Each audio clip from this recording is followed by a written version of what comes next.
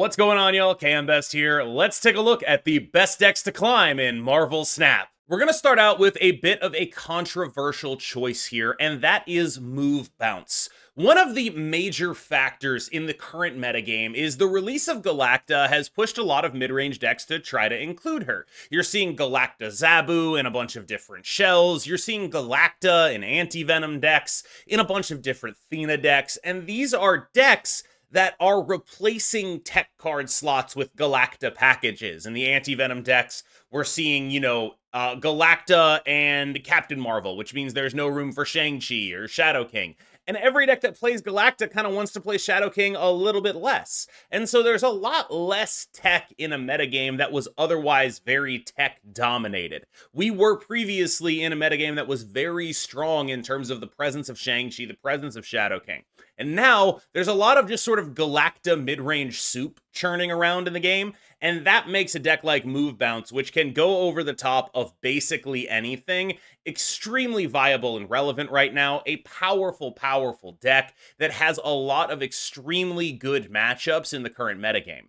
One of the things I get as a question a lot is like how I decide the order of how these things go on here. It's fairly generalist, but usually the first deck that I put on here is going to be the deck that I think is probably the best option for people to try to climb with. Right now, that is Move Bounce, thanks to a positive matchup against basically every Galacta pile, thanks to the relative lack of Shang-Chi and Shadow King that were previously so prominent in the metagame as people were pairing them with Fenris Wolf, thanks to all of the recent shifts due to the release of Galacta. Move Bounce has, I think, established itself, in my mind at least, as a deck that just deals with all of the things people are trying to experiment with this new card.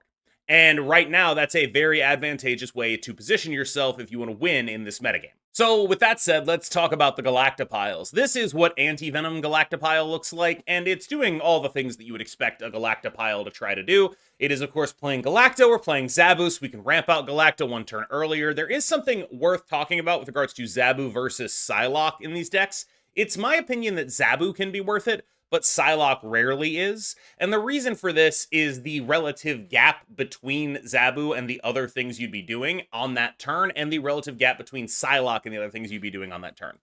They're both going to give you 2 power, but one of them costs double what the other one costs. It's just simply less of a commitment to put Zabu in your deck than it is to put Psylocke. It is easier to compensate for, oh, it's a 1-drop, than it is to compensate for, I'm spending a full turn doing this, and it needs to work otherwise. Like, it's hard for me to exactly explain the full mechanics here, but the brief explanation I can give is it is a lot harder to justify running both of them, because then you're devoting 2 card slots in your deck to doing this one specific thing that is not guaranteed to win you the game.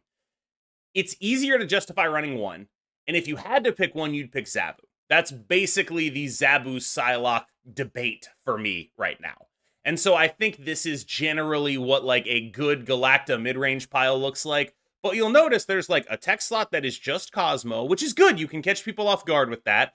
But it leaves you very vulnerable to the stuff that we talked about coming out of a Move Bounce deck. This is a Thena Galacta list that is looking to leverage the same things that most Thena Galacta lists are looking to leverage, which is to say it is a points output deck without the ability to have as much tech as you would otherwise want. The exact same dynamics here that we talked about in terms of Move Bounce and other decks that are able to go over the top versus the other Galacta lists, they all apply to this too, because this is a deck that is just numbers. It doesn't do anything other than numbers, and so if it's not doing numbers better than its opponent, it's not going to win. It's a pure Marvel Snap deck, but it doesn't have enough interaction to really carry it through because it's indexing so hard on these synergies, right? Okay, we're a Galacta deck, let's also be an Elsa deck. If we're going to be an Elsa deck, we want to run all these packages. You are not going to be dead in the water playing a deck like this, but there are going to be matchups where if your opponent is scaling green power better than you, you're just not going to be able to actually compete with them.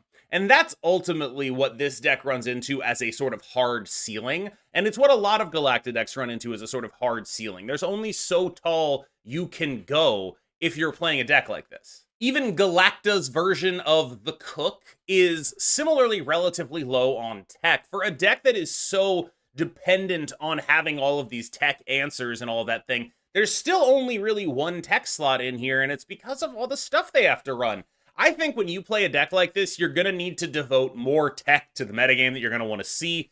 I personally think that I like the Mr. Sinister inclusion, and I'd like to keep experimenting with that because obviously Galacta Mr. Sinister is like your own little mini brood. That's just a 2/10. This deck really cares about having that. But I do think that there needs to be a way to fit just a little bit more into a deck like this. This is also a deck that I've actually been considering Luna Snow in, where doubling up on that extra energy stuff that we get. Luna Snow also has a bit of synergy with Mockingbird, allowing us to play more cards. This allows us to get our Sasquatch cheaper. It's a deck that I've considered that in as well. And I do think there might be something to that. I also think that this is the kind of Galacta pile that is the least explored. The other two Galacta piles, there's a bunch of different versions of them. You can really like understand what they're trying to do. I think it's been a while since one of the decks like this has really reached prominence, and I think there probably is a really interesting version of this list. I'm just not sure if we're there yet. My instinct would be that we want Elsa Bloodstone to be another tech card, and we want to try to get Luna Snow in here if we can. But this is the kind of shell that I think can really catch people off guard if you get your tech selections right. Arishem remains a very functional and good deck, and it's probably worth talking about the general consensus on Arishem, how you're supposed to match up into it, because with Arishem, you're not necessarily playing around individual cards, you're playing around a shape. Arishem tends to take the same posture every game, but just do it in different ways. And when I say take the same posture, I mean the deck is fundamentally predicated on the extra energy. The base theory of every Arishem deck is that if I'm playing a 4-drop and you're playing a 3-drop, my 4-drop will be bigger than your 3-drop. My 3-drop on 2 will be bigger than your 2-drop. And so it's a very straightforward kind of deck that, yes, can randomly generate like a weird answer to get it out of a jam, but the position it takes is the same. And that is to say, it assumes the general position of basically every mid-range deck, which is saying like, look, I'm just going to be bigger than you. I'm going to be bigger than you. I'm going to be playing better cards than you every turn of the game. I'm going to be playing bigger and better cards, and my numbers are going to be bigger than you. And then on the final turn of the game, I'm going to play something that interacts with you in a way that makes my lead impossible to overcome, whether that be Shang-Chi Shadow King, whether that be Eliath, all of that stuff, right?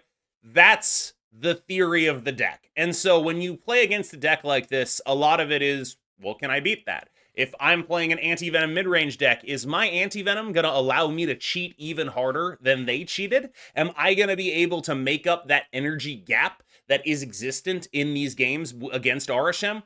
If I'm playing a bounce deck, I mean, I feel like you're just very favored all the time. No matter what bounce deck you're playing, you have the ability to access synergy in a way that the Arishem deck almost certainly does not.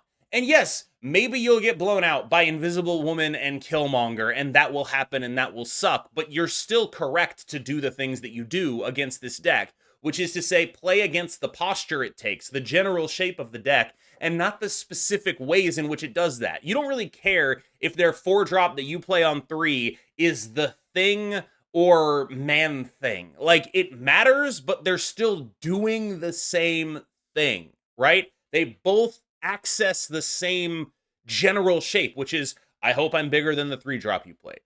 And that, playing against that, is what makes the deck relatively predictable. Like, playing against what the shape of the deck is.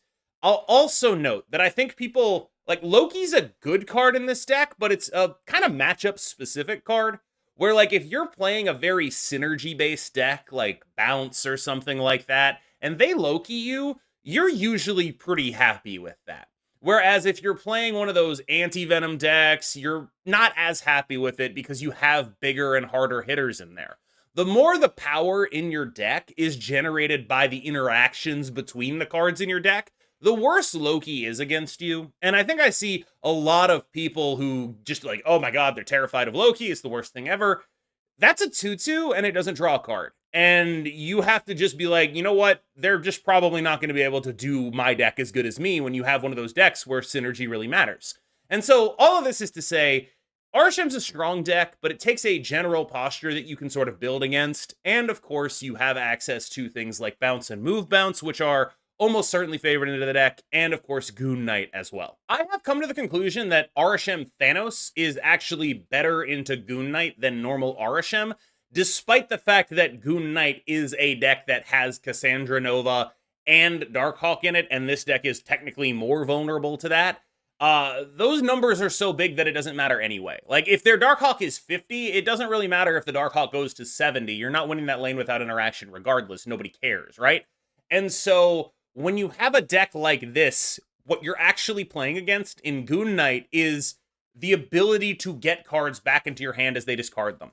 So if you're putting a bunch of stuff on the board, like if you're playing a bunch of stones, stuff like Mind Stone and that's really good against a Moon Knight deck that is actually, more than being predicated on Cassandra Nova Darkhawk, is actually more predicated in the Arishem matchup on getting rid of the cards in your hand. This deck has better card draw. This deck also has access to, like, Wave Thanos, which is actually just very, very strong against a deck like that. This deck also has access to the stone, the orange stone, that prevents Thanos from being able to be discarded. And so this is a deck that can just get on the board aggressively against the Goon Knight deck in a way that typical Arishem cannot. Against other matchups, I think it's a little bit more of a mixed bag, where you will have matchups where this feels like the most broken thing in the world because you drew right, and then you'll have matchups where it feels pretty useless because you didn't. But on the whole, I think Arishem Thanos has carved out a real space for itself in the metagame. I enjoy very much being able to wave on 2 into Thanos on 3. I enjoy very much being able to draw a bunch of cards with all of my stones. When that happens, the deck is extremely powerful. It is a little bit more hit or miss than the typical Arishem deck, but, I mean, you're already playing Arishem. I feel like your tolerance for hit or miss, God, it has to be pretty high. I want to talk a little bit about the current number 1 deck being played by a player named Denish. It is this Hela list. I personally, I'll be honest, I think it's a little bit of a pile, and he's just a really good player, and he's a little bit held back by the deck, if anything, and so it's an early season high rank that he's doing really well with. But also, I do think it's worth talking about why it's succeeding now when, like, in previous seasons, this player with this deck, one-tricking this exact list, was in, like, you know, the 170-ish range. And I think a lot of that is due to the Galacta stuff. Like, it's not a coincidence that a deck that goes over the top in this way is being as successful as it is in the week where everyone is playing mid-range Galacta piles. We talked about how important it is for the move bounce to be able to go over the top of the decks that it plays against. I mean, like, look, this deck will go over the top of a Galacta pile. And so that matchup, that ability to have this just, like, very free matchup that is a very big part of the metagame right now is keeping this deck alive. On Untapped, the win rate is terrible. The everyone else who plays this deck is not good. And I do think it's worth pointing out that this person has been playing this exact build of this deck for, I don't know how many months, but it's been a while. So there is a level of expertise that they have achieved that basically nobody else has, but generally speaking, I do think it's not a coincidence that this success is coming at the exact time where a deck that goes over the top is at its most relevant, as so many people are playing generally mid-range Galacta piles. It's not the kind of thing that's going to lose to an 8-power Captain Marvel. It just does too many points for that to matter. Husky Pile, I feel, has been consistently underrated. We've spent much of this episode talking about how good decks that are able to just go over the top of stuff are, and I think this build of the deck is best equipped to go over the top of stuff. We have, you know, War Machine Infinite, obviously an enormous number of points, but War Machine Infinite combined with the Black Swan stuff means that you could have, like, a theoretical game in which your final turn was almost 40 points. And that's just, it's a lot. It's a lot of points, right? And that's not even to say anything about, like, let's say you get extra energy and then your final turn can be even more than just those 40 points. Like, this is a deck that is well positioned in a world where people are playing Galacta stuff. It's in the same general metagame role as everything we just talked about. It is doing similar things. It is trying to access a similar space in the metagame.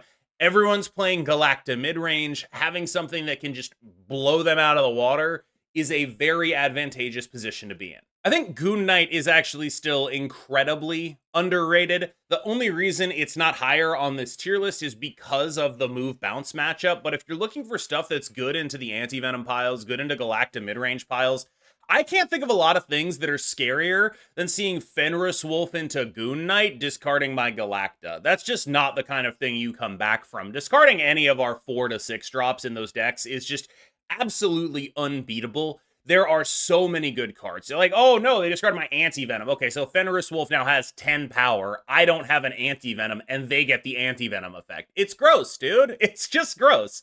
And so there's this massive ability for this deck to be good in mid-range mirrors, which is sort of countered by the fact that it's very poor into move bounce specifically. You have very few good targets in that deck. The deck has a lot of redundancy at the 2 slot, and so you're able to generally kind of deal with most of the Galacta mid-range, but you're not able to deal with the people who are doing stuff to beat the Galacta mid-range.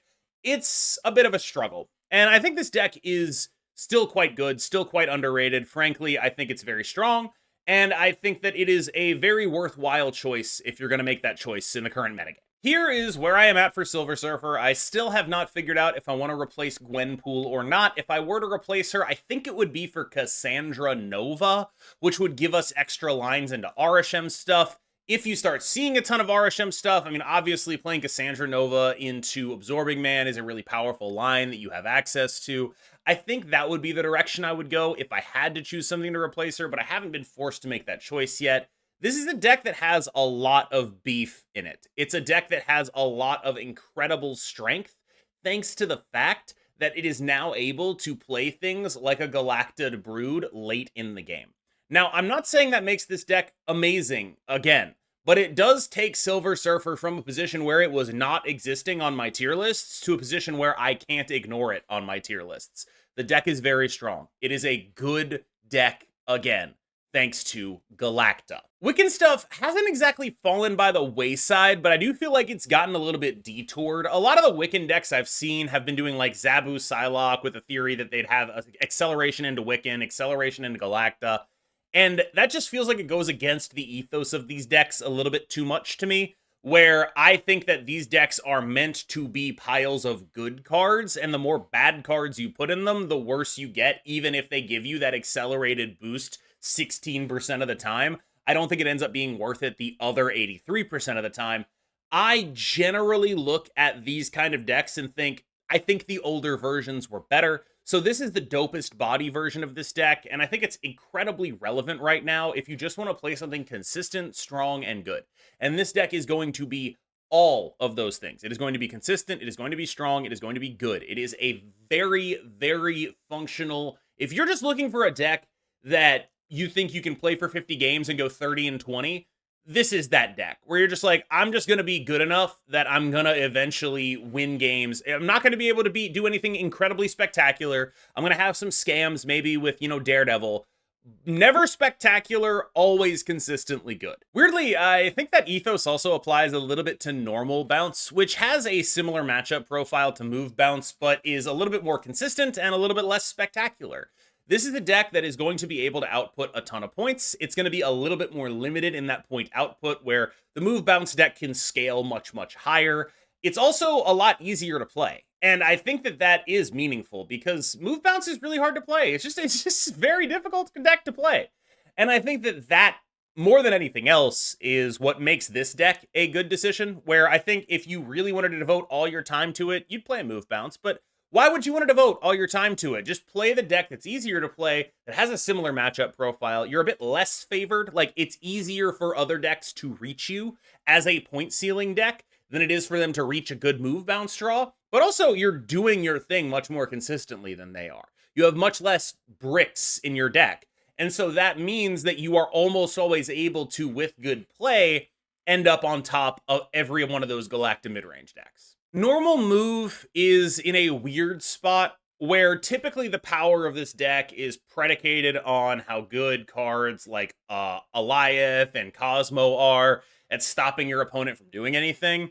But right now, we're kind of in a metagame where there's a lot less people playing the stuff that these cards were there to stop.